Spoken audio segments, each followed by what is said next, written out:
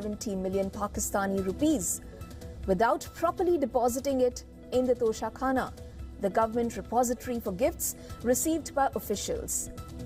The Bulgari set was gifted to Bushra Baby by the Saudi Crown Prince in 2021.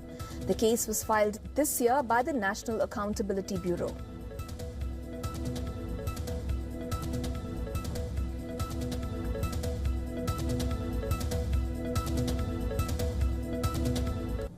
For all the latest news, download the WION app and subscribe to our YouTube channel.